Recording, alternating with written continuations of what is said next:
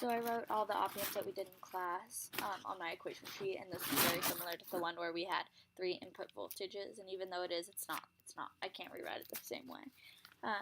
So first I rewrote the resistors R1, R2, R3, R4. I labeled it differently to keep track of it better. So first let's solve for V minus. So we know that the current going into R1 is equal to V1 minus V minus all over R1, and the current going into R2 is equal to V minus minus V out all over R2. And so then we set those equal to each other because we know the current of R1 is equal to the current of R2.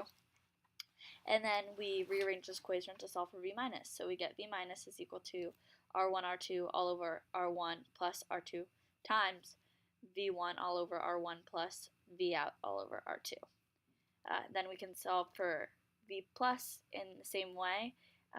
We know the current across R3 is equal to negative V1 plus V plus all over R3, and the current of R4 is equal to 0 minus V plus all over R4.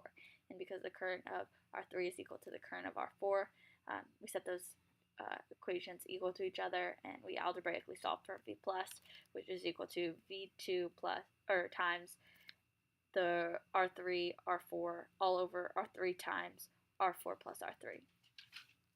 And then we know that V plus minus V minus is equal to 0 because we just solved for V plus and V minus. We plug those in for each other, and we can solve, and we write it in terms of V out. So we algebraically solve for V out, which is equal to R2 all over R1 times V minus minus V1.